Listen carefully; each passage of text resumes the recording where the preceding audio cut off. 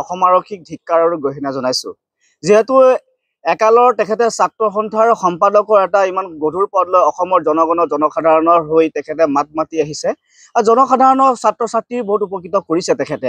আৰু তেখেতৰ কিবা দুৰ্ভাগ্য আছিলে, কিন্তু প্ৰাক্তন সম্পাদক হিচাপে তেখেতে দুলীয়াজানৰ স্থানত বহুত তেখেতে কাম কৰি থকা আমি সংবাদ মাধ্যমত দেখা পোৱা গৈছে। যে শংকৰজ্যোতি বৰুৱাক অসম পুলিচে যি ধৰণে আচলতে বৰ্বৰতা কৰি হাতত হানকাপ লগাই লৈ যোৱাটোত আমি ধিক্কাৰ আৰু গৰিহণা জনাইছো আমি অনুসূচিত যুৱ ছাত্ৰ পৰিষদে। কিন্তু এটা কথা খুব দুখ লাগিছে যে সেই সময়ত যিটো আমি ভিডিঅ' ফুটেজ দেখা পাইছিলোঁ সংবাদ মাধ্যমত হওক বা আপোনাৰ ছ'চিয়েল মিডিয়াত আমি যিটো দেখা পাইছিলোঁ, সেই সময়ত শংকৰজ্যোতি বৰুৱাই কিন্তু সেই স্বত্বাধিকাৰীক কোনো কাৰণে তেখেতে অশ্লীল ভাষাৰে বা তেখেতে কোনো দম দিয়া নাছিলে। কিন্তু আমি সেইটো ভিডিঅ'ত দেখা পোৱা গৈছে আৰু কেতিয়া ভিডিঅ' আৰু ফটোৱে মিছা কথা নকয়। কিন্তু শংকৰজ্যোতি বৰুৱাক যিটো চক্ৰান্ত কৰি পেলাই জেল হাজতলৈ প্ৰেৰণ কৰিছে, হাতত হেণ্ডকাপ লগাই যে চুচুৰাই লৈ গৈছে, সেইটো আমি আমাৰ অসমীয়া যুৱক হিচাপে আমি অসম পুলিচক ধিক্কাৰ আৰু গৰিহণা জনাইছো। সেইটো খুব দুখৰ কথা, লাজ লগা বিষয়। যদি এফআইআৰখনত যদি নামটো উল্লেখ কৰা নাছিলে, অসম চৰকাৰ অসম পুলিচে কিয় হেণ্ডকাপ লগাই তেখেতক জেল হাজতলৈ লৈ গৈছে, কিয় কাৰণে আজি পৰ্যন্ত এৰি দিয়া নাই? অসমৰ জনসাধাৰণে অসমৰ যিমান সংগঠন আছে সকলো সংগঠনে ধিক্কাৰ আৰু গৰিহণা জনাইছে আৰু অতি শীঘ্ৰে তেখেতক মানে জেলৰ পৰা উলিয়াই দিবৰ কাৰণে চবে আহ্বান জনোৱাৰ পিছতো কোনো কাৰণে এতিয়ালৈকে মানি লোৱা নাই, কোনো কৰা নাই।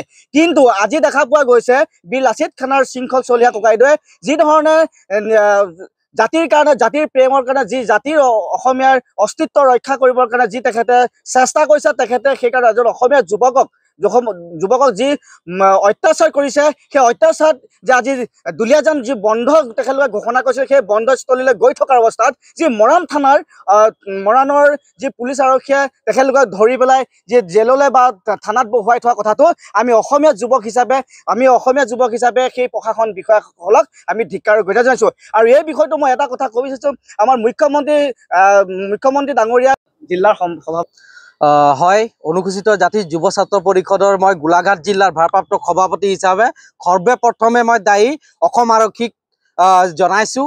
কাৰণ তেওঁলোকে নিজৰ স্ব ইচ্ছাৰে যাক তেওঁলোকে গ্ৰেপ্তাৰ কৰিব লাগে তেখেতৰ কাৰণে আচলতে ভয় কৰে, মোৰ বোধে আচলতে ভয় কৰে।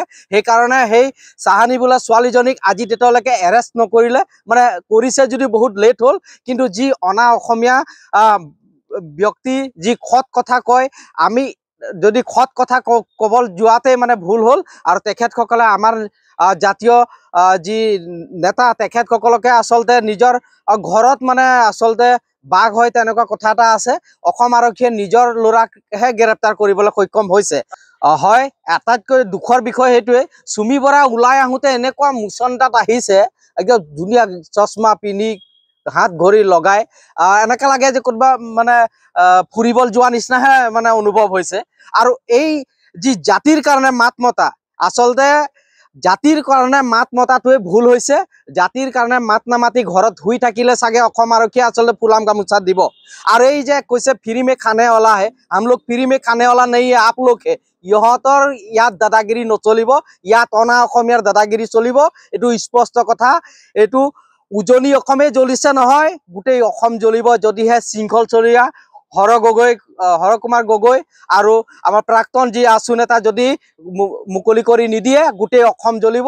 এইটো মই অনুসূচিত জাতি যুৱ ছাত্ৰ পৰিষদৰ হৈ কথা দিছোঁ।